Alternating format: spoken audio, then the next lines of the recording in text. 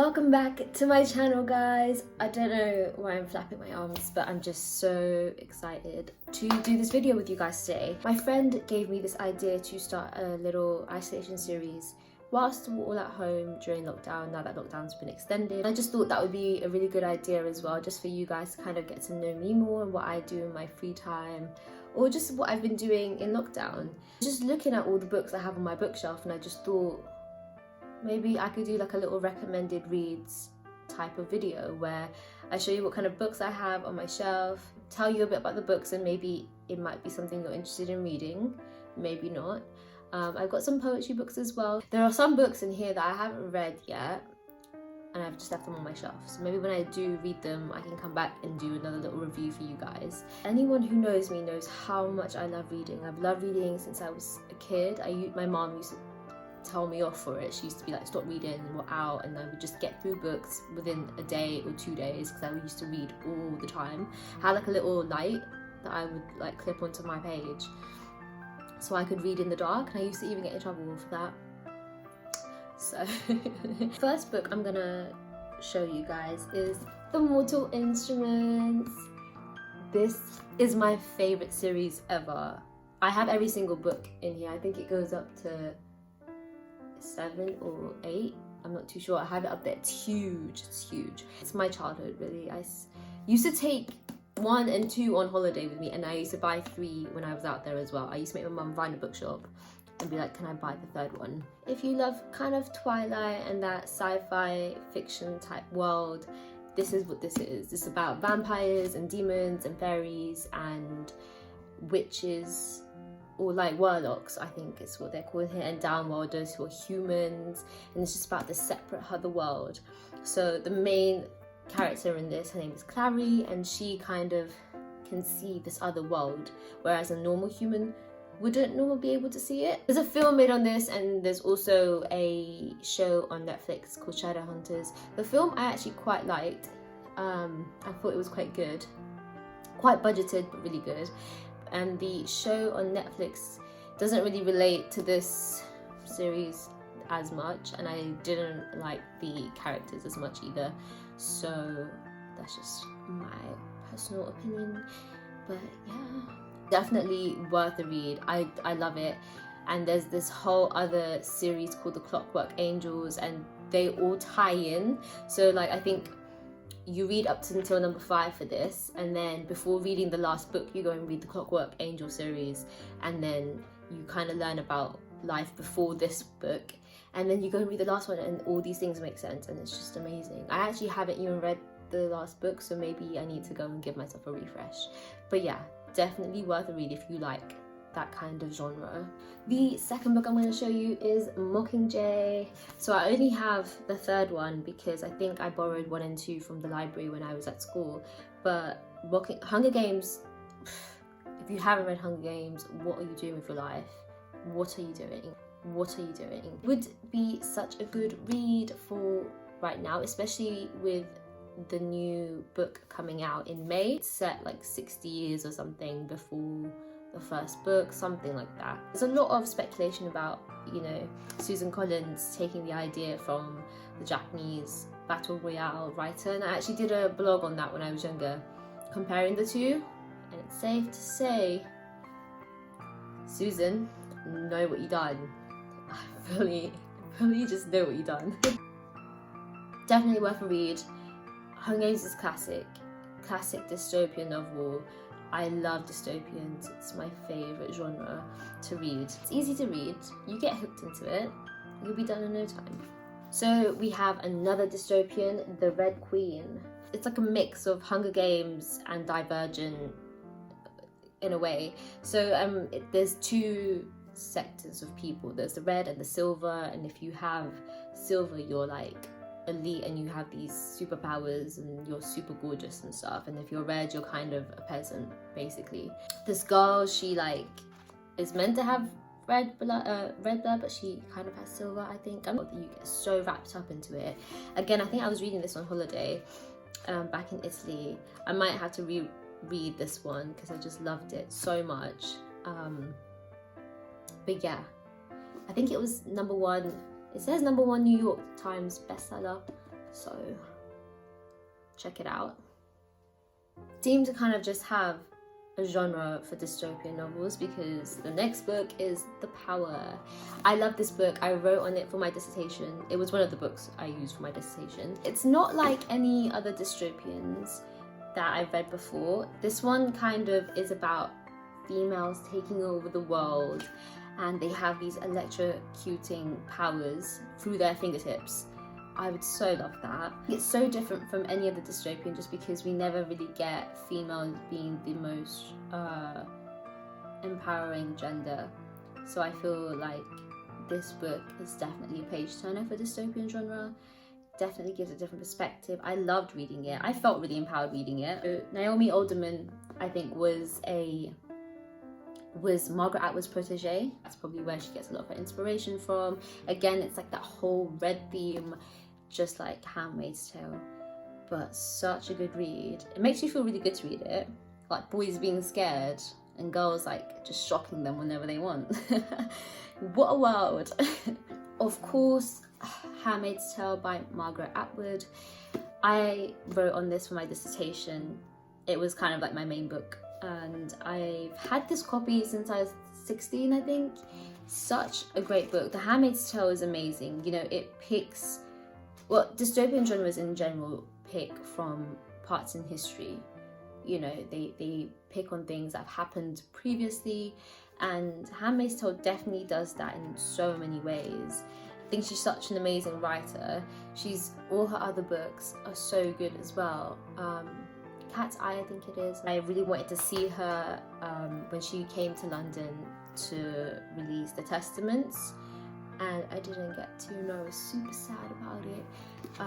I just love, I've looked at this book 4 times, I think.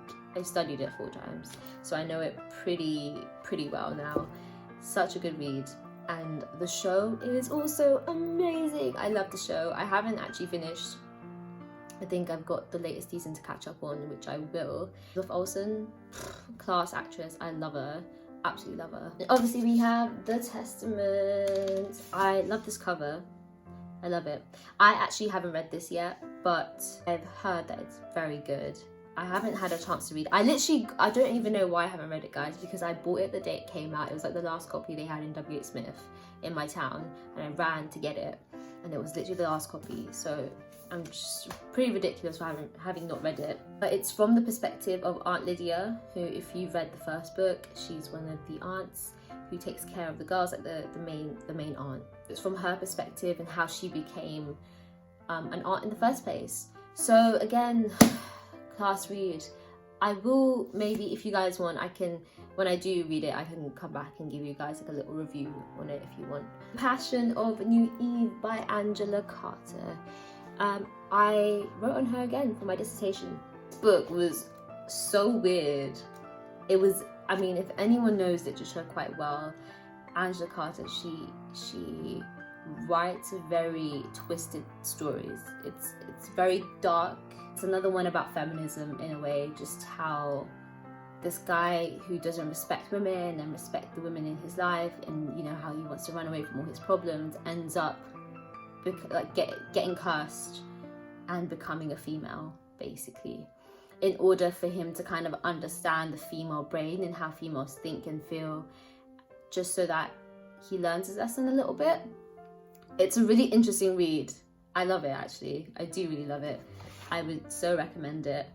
Love Angela Carter. I think Bloody Chambers is another series. It's a collection of stories, I think, that she's done, which is twists on like fairy tales and stuff. Really interesting. Her mind's like insane. Another play I have is Midsummer Night's Dream. I love Shakespeare. I do, I really do. Midsummer Night's Dream is probably my favourite, just because of all the things that happen and people turning into different animals, just the chaos of it all on a Midsummer Night. I got this book at the Shakespeare & Co bookshop in Paris, because I had to get a Shakespeare play at the Shakespeare & Co bookshop. Plays are just an easy read, so easy to read through. I just love it because it's just a bit lighter than a normal book and you get through them so much quicker. He's amazing. Some people don't like him, like very don't like him, but I think he's great. Sonnets, the whole batch, class, and a classic as well. So yeah. Then we have Everything and Everything by Nicola Yoon, which I actually haven't read, but I've watched the film, so I know what happens. It'll be interesting for me to read the book and see, oh look, it's even got like pictures in it, guys. Well, cute. So it'd be interesting for me to read this and see how it is in comparison to the film. I typically like to read books before I watch films because the book is just so much better than the film, always. And I feel like you really understand more when you watch the film, and you kind of understand the director's perspective and what he was trying to show with the imagery and the shots and stuff. But yeah, I definitely will be reading this soon. And then we're moving on to my poetry collection. So this is a book that I got for my birthday called Poetry for Millennials. If you guys love poetry, this one's quite nice because it's just poetry about us millennials, and it's just funny because they have all these different sections. So they'll have work, they'll have social life, they'll have adulting, like relationships and dating, and it's just all these funny poems on how us millennials view life a little bit. And it's just I guess it's just funny banter, little jab to the millennials. Of course, I have the Milk and Honey and the Sun and Her Flower collection by Ruby Kaur. I love Ruby Kaur. I know loads of people like hate on her poetry style, but I do really love some of her poems. Some of them are so well written, and I love the fact that all the illustrations are done by herself. She's literally come such a long way. If you've not read her books, her poetry, I would definitely recommend it. She covers so many themes, and a lot of them is about like empowerment and life and being a female in this world, and motherhood and like heartbreak and loss, and then finding yourself again. It's just all these themes that we go in full circle, and I genuinely think they're great poems. And I've got this, Essential Poems to Fall in Love With by Daisy Goodwin.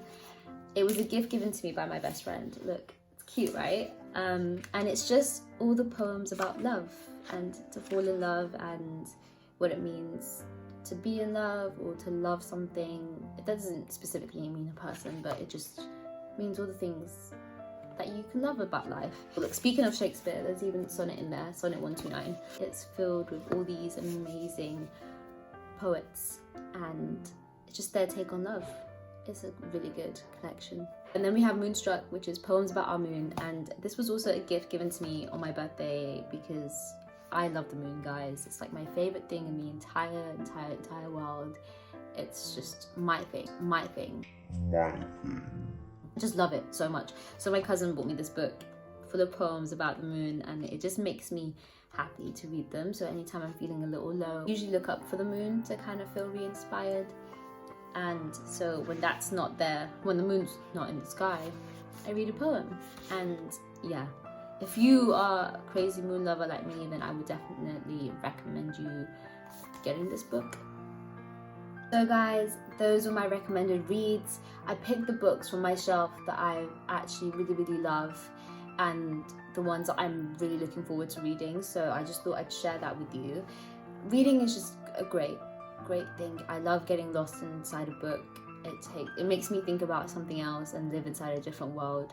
So I would definitely recommend that during this isolation period you order a couple books and just get lost in reading. If you guys want me to, you know, come back and give another little review of all the books that I read after this, then let me know and I'll 100% do that. That's my little collection that I just thought I'd share with you guys. I will also link all the books in the description below for you guys, just so you can get all of these on Amazon, but I'll put down the titles and the authors' names in the description below for you, just in case it took your interest. So thanks so much for watching. If you like this video, give it a thumbs up. If you want, leave a comment of what you want to see next. If you like this video, I mean anything and everything, guys. And subscribe, and if you want notification about my next video, then hit the bell button as well. And I'll see you all super soon. Stay safe, guys. Stay inside. Wash your hands. I don't know what else to tell you. But anyway, cool. Bye.